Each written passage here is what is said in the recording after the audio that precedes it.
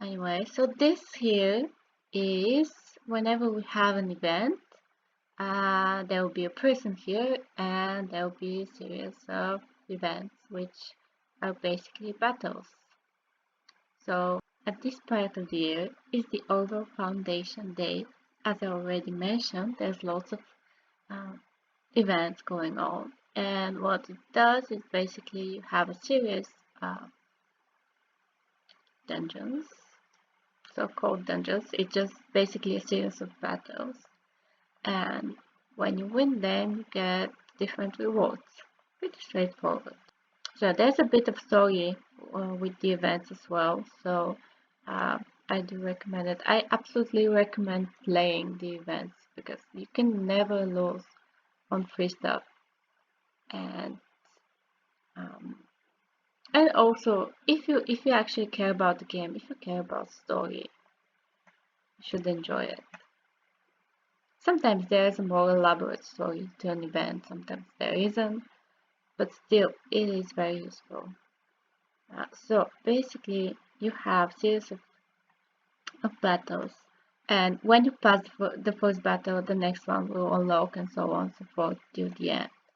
And these are the tickets you have, and you generally spend one per battle, and they will generate differently depending on what type of event it is. So for this event, for example, you spend one ticket per battle, and one ticket generates per day. So after you spend the initial 5, then every day you will be able to do only one battle.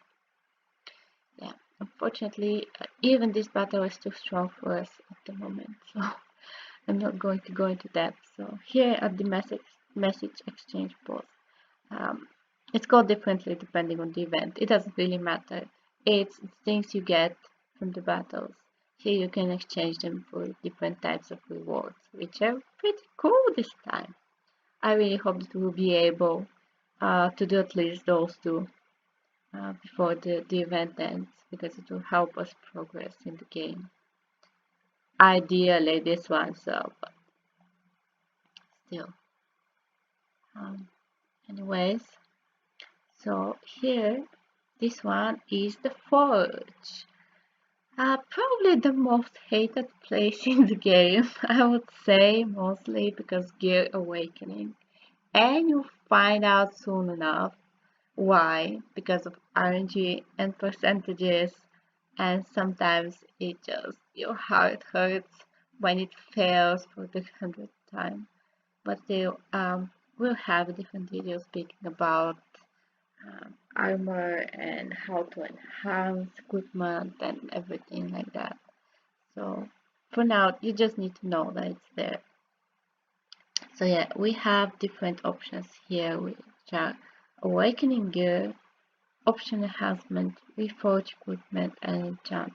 And I will go through this in a different video just because gear is complicated and we just need to deal with it separately. So equipment tier upgrade as well, it's a bit more complicated, so I'm not going to go through this. And very useful, the shop. So depending on what you need, you can spend your dragon coins, which you'll get from Dragon Raid, which we'll get to a little bit later.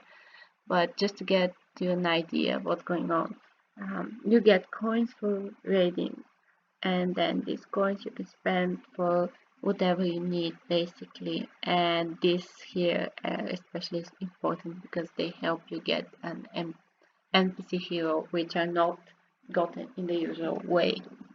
You can't even buy them, you need to get them this way. So these are very important. So be sure not to miss them. They reset every week. This was the Forge. Next is Maze Shop. To be honest, I don't really use the Maze Shop much. Maybe it's more useful when you're very new player, when you're at the very beginning. We'll see about that soon enough. But what's not most interesting about Maze Shop is sometimes there is an event and there is a special shop here. another tab, and they have different things in there, like unique weapons and treasures and other stuff. They are still expensive, but at least you can get them. So it's pretty cool when you have it. Otherwise, just gear, potions, and stuff like that. And it resets every hour or so, or you can pay rubies to reset it, but that actually doesn't really make any sense to spend rubies this way. So probably not the best way, unless you pay for rubies and you have so many of them that you really want to do with them, but you'll be able to buy better gear with them anyway, so still no use for it. So yeah, that's pretty much about the shop. Next is, well, this one here.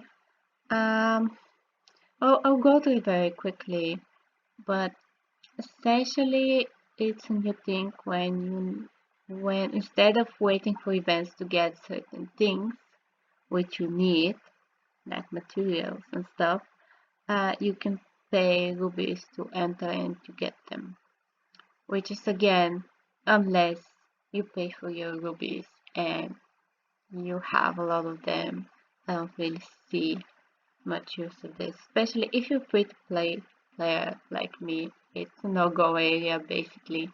Though I do have rupees at the moment, but I'm totally going to spend them on costumes and special summons and stuff like that. No use to do it on this. No use to waste it on this. So next one is the Orvel Castle. Orvel Castle. It was more interesting in the past because this was where you got your gold, but nowadays it's different, and we haven't unlocked some of the features yet, so you have to visit again. So the shop here is basically when you fight world bosses, you get this currency, and with this currency you can buy world boss artifacts, and world boss artifacts are some of them are quite useful. So oh, this one is new. So yeah, you can get them at some point. Oh, unique fragments, why not? But still, better use them to get artifacts because you need them.